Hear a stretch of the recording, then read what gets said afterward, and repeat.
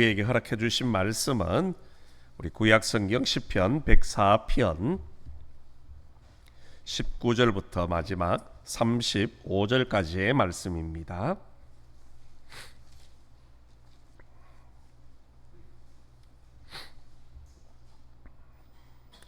시편 104편 19절부터 35절까지의 말씀은 제가 가지고 있는 구약성경 878면에 있습니다. 우리 찾으셨으면 한 절씩 교독하시겠습니다. 여호와께서 달로 절기를 정하심이여 해는 그 지는 때를 알도다.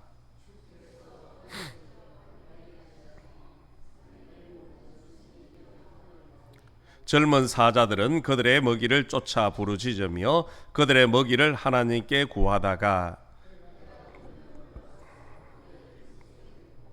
사람은 나와서 일하며 저녁까지 수고하는 도다.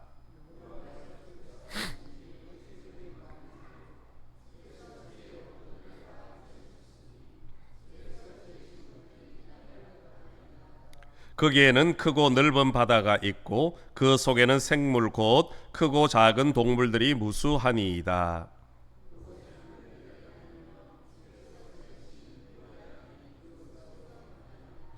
이것들은 다 주께서 때를 따라 먹을 것을 주시기를 바라나이다.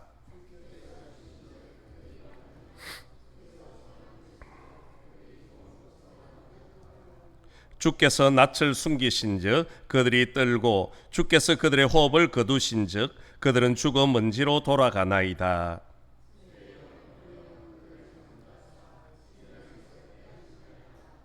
여호와의 영광이 영원히 계속할지며 여호와는 자신께서 행하시는 일들로 말미암아 즐거워하시리로다.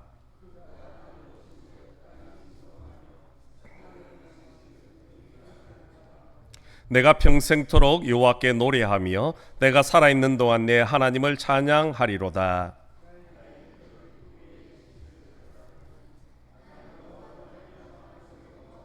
함께 읽겠습니다. 죄인들을 땅에서 소멸하시며 악인들을 다시 잊지 못하게 하시리로다. 내 영혼아 여호와를 송축하라. 할렐루야. 아멘. 오늘도 우리 예수 예배 오신 우리 모든 성도님들 위해 하나님의 은혜와 축복이 있기를 간절히 소망합니다. 우리 사람들은 무엇인가를 만들 때에 항상 시행착오를 겪기 마련입니다. 이를테면 우리 도자기를 굽는 장인들도 한번 보십시오. 자기가 원하는 그런 작품을 하나 만들기 위해서는요, 수없이 많은 도자기를 빚었다가 또 때로는 구워서 깨뜨려 버려야 합니다. 그런 과정들을 거치고 나서야 그것도 자기의 마음에 드는 도자기의 한 점을 얻을 수 있다라는 것이요. 화가 역시 마찬가지입니다. 하나의 작품을 완성하기까지는요, 수많은 그림들을 그렸다가 찢었다가 그렇게 한 후에 한 작품이 완성이 되어지는 것이요. 글을 쓰는 사람들도 마찬가지입니다. 하나의 원고를 완성하기 위해서요, 수없이 많은 글을 썼다가 지웠다 하면서 하나의 글을 만들어내는 겁니다. 저 역시 마찬가지지요. 저도 한 편의 설교를 완성하기까지 수없이 많이 썼다가 지웠다가 또 이렇게 바꾸고 저렇게 바꾸고 여러 과정들을 거치게 되어집니다. 그렇다고 그것이 완전한 작품이냐? 그렇지도 않다라는 것이요. 도자기 장인도요, 그것은 자기의 마음에 들 뿐이지 또 다른 사람에게는 마음에 들지 않을 수도 있다라는 겁니다. 글도 마찬가지입니다. 설교 역시 마찬가지지요. 그럼에도 불구하고 하나님께서는요, 한 번의 시행착오도 없이 온 세상 만물을 완벽하게 창조하셨다는 겁니다.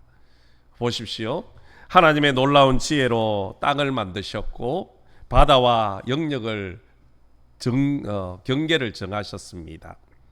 어느 곳은 하나님께서는 높게 만들으셔서 산과 육지가 드러나게 하셨고요, 어떤 곳은 낮게 만들어서 그곳에 물이 고이고 바다를 이루도록 하나님께서 만들어 주셨다는 겁니다. 그리고 그 만드신 땅과 바다에 수많은 종류의 짐승들, 물고기들, 그리고 또 우리가 알지 못하는 수많은 생물들이 그곳에 살고 있다라는 겁니다. 정말로 하나님이 하신 일은 다양하고도 엄청나게 많습니다. 이 놀라운 일을 하나님은요, 단 한 번의 시행착오도 없이 완벽하게 만드셨다는 겁니다. 그것도 말씀으로 세상을 창조하셨다는 겁니다. 여러분, 이것이 하나님의 지혜고 하나님의 능력입니다. 세상 누가 이 지혜와 능력을 따를 수 있고 헤아릴 수가 있겠습니까? 그래서 성경은 우리에게 이렇게 증언을 합니다.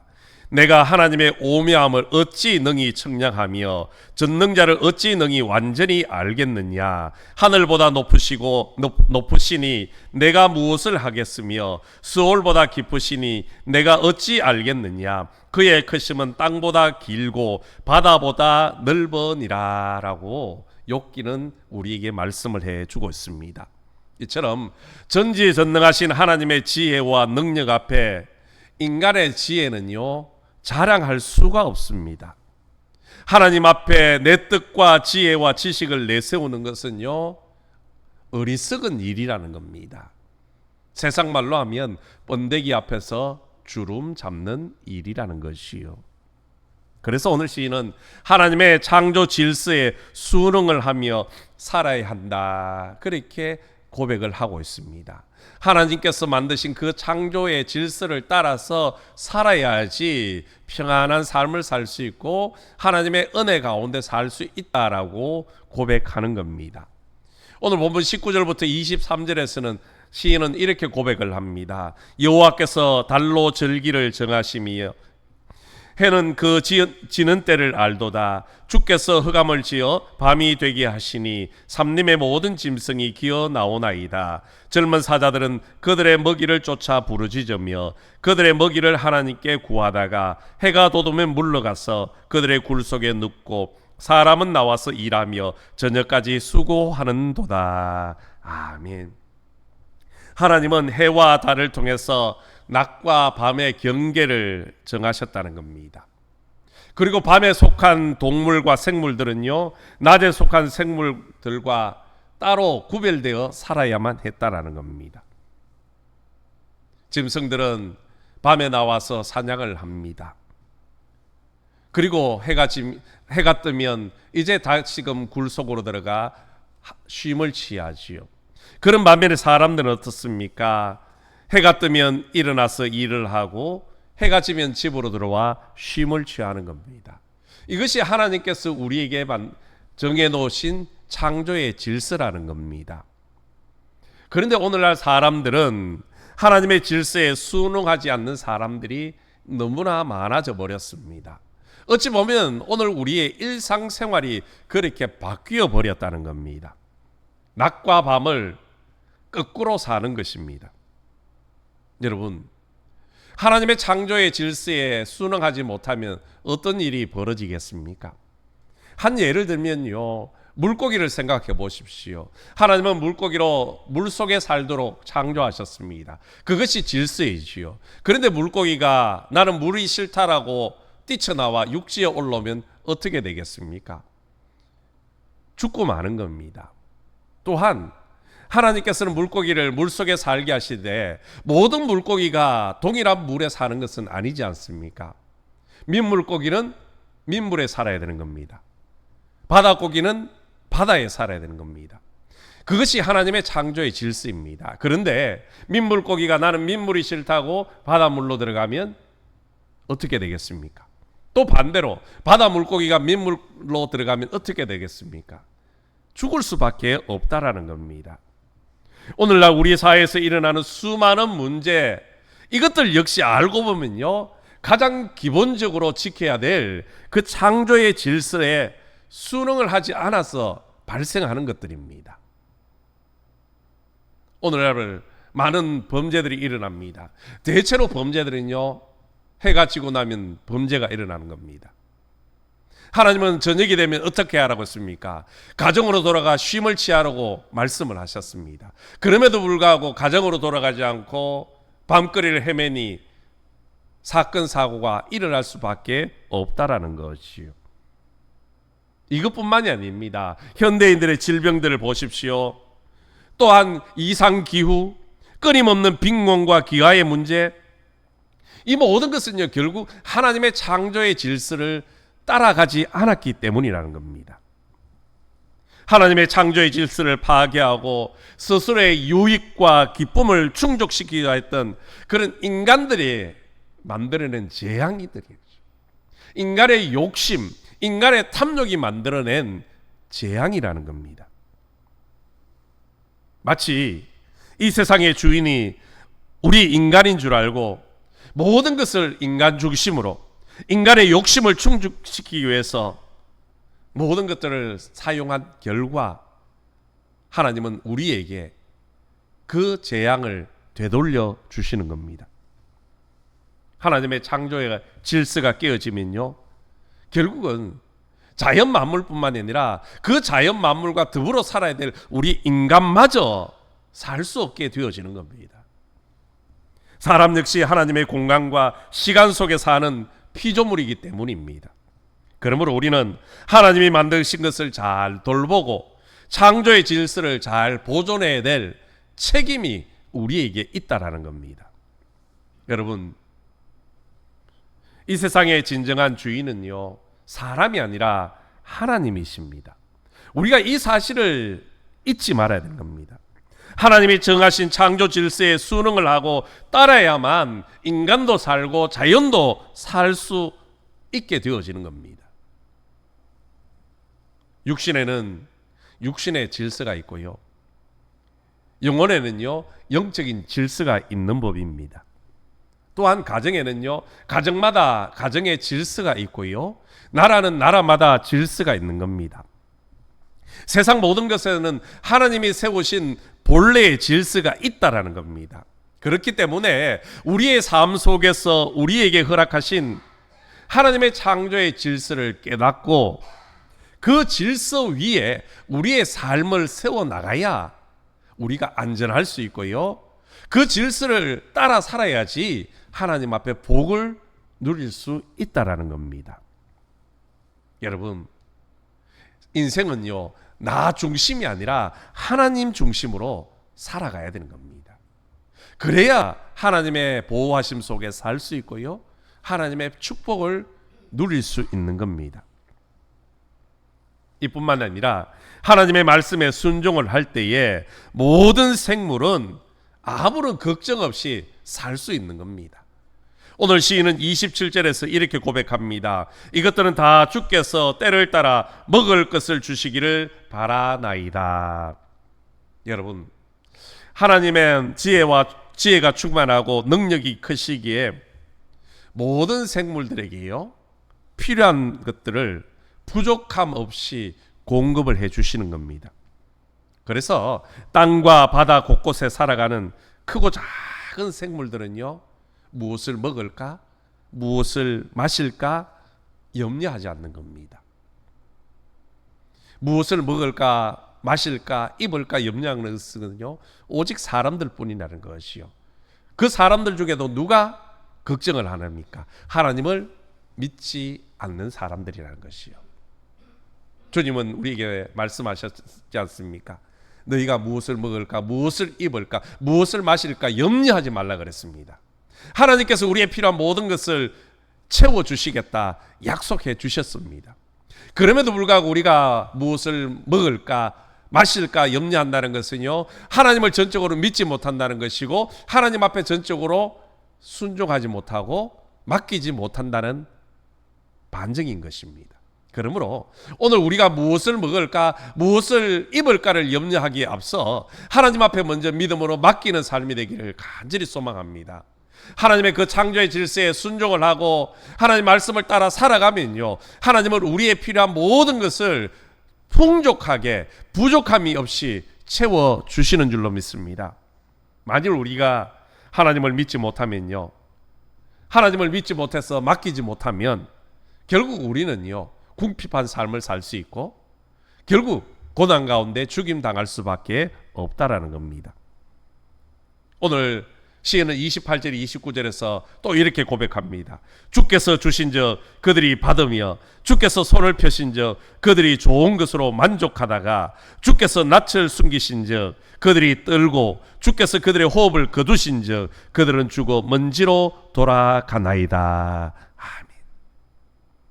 하나님께서 주시면요, 우리는 받는 겁니다. 하나님께서 손을 펴시면 우리는 풍족하게 만족하게 살아가는 겁니다. 그 대신에 주님께서 낯을 숨기시면 우리는 두려움 속에 떨 수밖에 없습니다. 주님이 우리의 호흡을 거두어 가시면 우리는 결국 죽어 흙으로 먼지로 돌아갈 뿐이라는 겁니다. 그렇지 않습니까? 모든 것은 결국 하나님의 손에 달려 있다는 겁니다. 그러나 사람들은 많은 경우 자신들의 삶을 지탱하고 세우시는 이런 하나님의 은혜, 하나님의 베푸시는 축복, 하나님의 돌보시는 손길을 무시하기 일쑤입니다. 사람들은 종종 자신이 타인과 비교해 좀 더 지혜롭다거나 좀 더 부유하다거나 좀 더 똑똑하다고 판단이 되어지면요, 마치 자신이 스스로 무엇인가를 할 수 있다, 나는 특별한 존재다, 그렇게 착각을 하기 쉽다라는 겁니다. 그러나 오늘 시인은 하나님의 은혜가 있기에 세상 만물은 존재를 하는 것이고 하나님의 그런 특별한 은혜가 있기 때문에 우리 역시 살아갈 수 있는 존재라는 것을 고백하고 있습니다. 만에 하나 하나님께서 그 얼굴을 거두시면, 그 얼굴을 감추시면 우리는 한순간도 살 수 없는 그런 연약한 존재라는 겁니다. 여러분, 연약한 존재인 우리가, 하나님의 은혜가 아니면 아무것도 할 수 없는 우리가 어찌 하나님 앞에 나를 자랑할 수 있고 교만하게 행동할 수 있겠습니까? 여러분, 우리는 하나님 없이는요, 아무것도 할 수 없는 존재입니다. 우리는 그저 하나님이 주시면 먹고 주시지 않으면 먹지 못하는 무능한 존재임을 알아야 합니다. 이것은요, 아무리 기술이 발달해도요, 바꿀 수 없는 법칙입니다. 하나님이 창조하신 질서라는 겁니다. 그러므로 우리는 우리를 먹이시고 강건케 하시며 보존하시는 하나님의 은혜에 늘 감사하며 살아야 하는 겁니다. 좀 더 많이 벌 수 있었던 것도, 좀 더 지혜로울 수 있었던 것도, 내가 좀 더 유능할 수 있었던 것 역시 하나님께서 우리에게 은혜 베풀어 주셨기 때문이라는 것이요. 그래서 오늘 시인은요, 우리를 먹이시고 기르시는 놀라운 하나님의 은혜에 감사하면서 평생 하나님을 찬송하겠다, 그렇게 고백을 하고 있습니다. 오늘 본문 33절부터 35절 말씀인데요, 내가 평생토록 여호와께 노래하며 내가 살아있는 동안 내 하나님을 찬양하리로다. 나의 기도를 기쁘게 여기시기를 바라나니 나는 여호와로 말미암아 즐거워하리로다. 죄인들을 땅에서 소멸하시며 악인들을 다시 잊지 못하게 하시리로다. 내 영혼아 여호와를 송축하라. 할렐루야. 아멘. 여러분, 우리가 평생에 해야 할 일이 있다면요, 그것이 과연 무엇이겠습니까? 열심히 수고하여 돈을 버는 것입니까? 죽을 때까지 강건한 것입니까? 아니면 많은 노력을 기울여서 내 이름을 세상에 높이는 것입니까? 물론 이런 것도 의미 있는 일입니다. 내가 돈을 많이 벌어서 하나님을 영화롭게 할 수도 있고요, 내가 강건하여서 하나님의 영광을 드러낼 수도 있습니다. 또한 내가 많이 배우고 명예를 쌓아서 하나님을 찬양할 수도 있겠지요. 그러나 여러분, 그것보다 더 가치 있는 것, 더 소중한 것이 있습니다. 그것은 바로 하나님을 찬양하는 겁니다.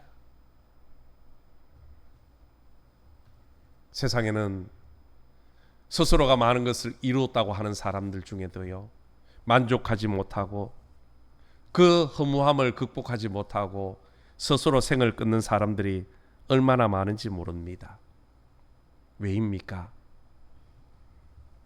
인간은 본질적으로 하나님의 이름을 찬양하고 하나님을 영화롭게 하도록 창조되어졌기 때문이라는 것이요.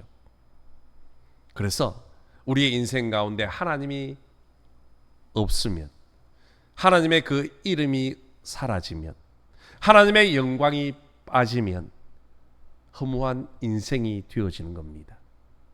하나님은 우리로 하여금 하나님을 찬양하도록, 하나님을 영화롭게 하도록 창조하셨다라고 이사야 43장 21절에서 말씀하고 있지 않습니까?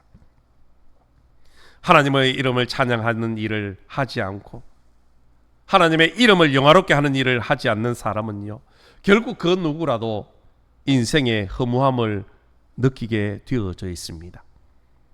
그런 반면에 세상에서 무언가 그렇게 큰 성취를 이루지 못했다 하더라도요, 늘 하나님의 이름을 찬양하는 삶을 살았던 사람들은요, 그들은 늘 기쁨 속에 살았습니다.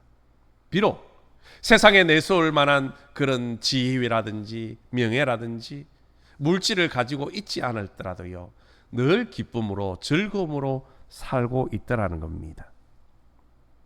오늘 시인은 그것을 깨달았습니다. 그래서 그는 평생에 하나님을 찬양하겠노라, 그렇게 고백을 하고 있습니다. 여러분, 우리도 우리를 먹이시고 기르시는 놀라운 하나님의 은혜를 감사하며 그 주님을 찬양하는 삶을 살아야 될 것입니다.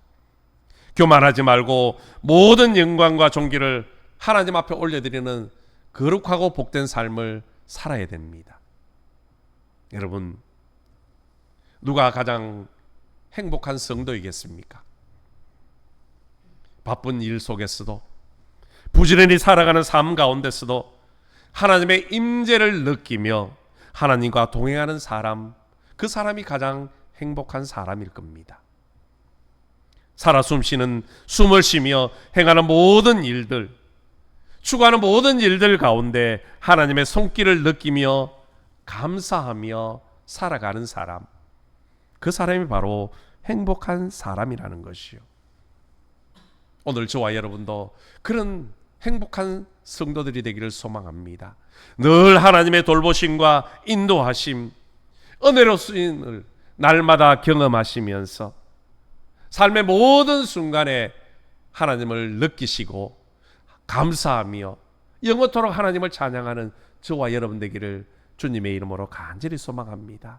그래서 우리 모두 하나님의 그 창조의 질서에 잘 순응하며 하나님이 날마다 때마다 우리의 필요를 채워주시고 우리의 인생을 지켜주심에 감사하며 찬양하는 기쁨의 삶이 되시기를 예수님의 이름으로 축원합니다.